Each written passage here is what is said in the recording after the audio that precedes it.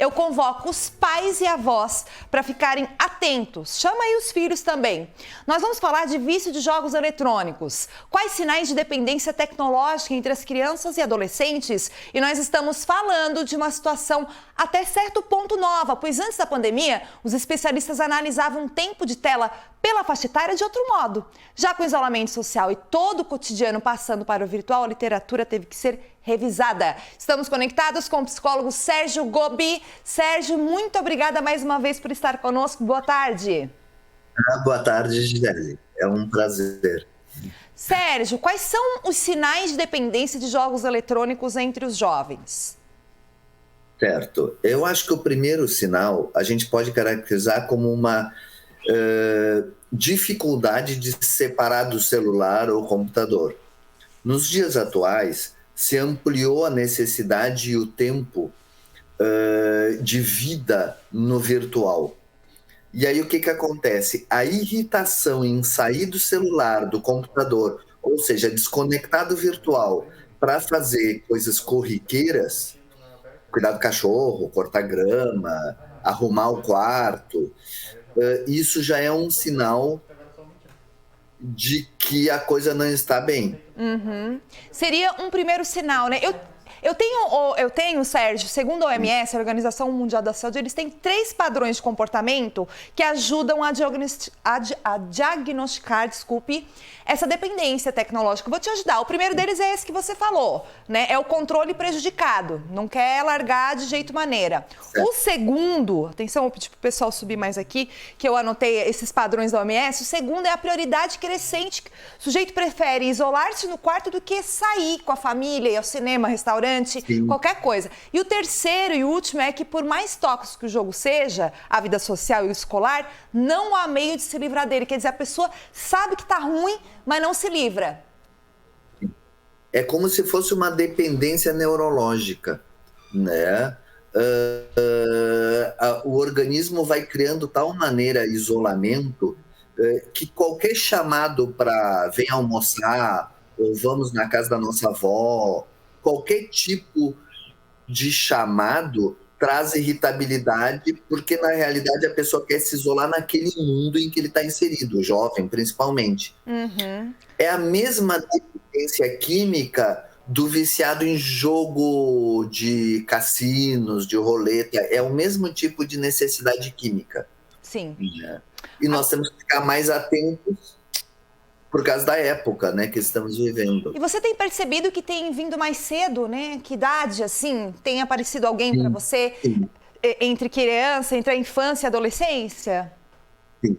Eu atendo a partir dos 10, 11 anos, que é a pré-adolescência. Mas eu percebo pais já questionando antes disso. Porque as crianças nascem e o celular é uma ótima babá. Né? O celular, o tablet, é uma ótima babá. Vai cuidando. Só que nisso está criando uma dependência desta criança, não numa relação de pessoa, mas numa relação com desenho, com equipamento. Sim. Então as crianças já estão nascendo assim. Sintomas de dependência eu já percebi em crianças que aí eu não estava atendendo, mas na escola, de 7, 8 anos, com agravamento da pré-adolescência para a adolescência. Exatamente, exatamente. Agora, assim, quais as consequências neurológicas, comportamentais, no campo da psicologia, enfim, que essas crianças vão ter? Certo. Tem alguns casos que eu fiz visita em casa, né? Porque eu também trabalho com atendimento domiciliar em caso de necessidade. De jovens com 13, 14 anos que tinham desencadeado, eu não quero deixar o nosso telespectador assustado, mas desencadeado crises psicóticas. O que é isso? O sujeito já tem uma predisposição e com o jogo acaba impulsionado, ou seja, florescendo aquela crise de isolamento esquizoide. Ele fica esquisito, muito agressivo, não quer mais estudar, não quer mais criar vínculos. Né? Então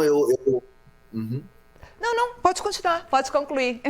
Então eu percebi em alguns casos a partir dos 11, 12 anos já com essa sintomatologia. Olha só, gente, não sabia até que crises tão fortes. Agora, o que os pais devem fazer, então? Eu acho que é importante a gente orientá-los aqui. Porque nem sempre também a culpa é dos pais, Sérgio. A gente está numa questão de, Sérgio, isolamento social possibilitou aí uma mudança no estilo de vida, gente. Vamos combinar, sim, gritante. Né? Então, agora, o que os pais devem fazer e quando deve iniciar o tratamento? Certo. Assim, a primeira coisa é, a gente sabe que as aulas hoje, grande parte, são virtuais. Então, por exemplo, o meu filho, assim como os colegas dele, muitos não tinham celular. E com 9, 10 anos se obrigaram a ter, para poder assistir a aula, né? Então, o que acontece? Nós temos que observar o que é necessidade, o que é lazer e o que não é. Ou seja, nós temos 4 horas de aula virtual. Temos aí mais 1h30 de jogo. Mais do que isso, a gente precisa dar tarefas. Sim. Nem que seja, eu vi a tábua fantástica que estavam fazendo no teu programa. Vai cortar queijo.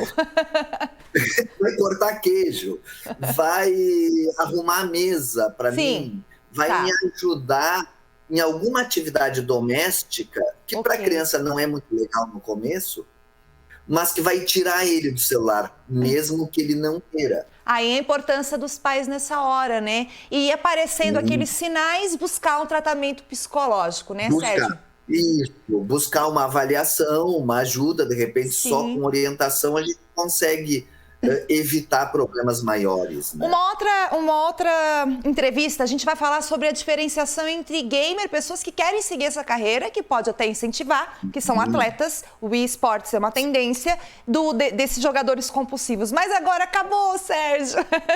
Acabou o nosso tempo. Agradeço demais, bom resto de feriado para você e conte sempre conosco aqui no programa. Aqui também, Célia. Muito obrigado e é um prazer os telespectadores. Até a próxima. Ajudou demais. Beijo no seu coração. Tchau, tchau.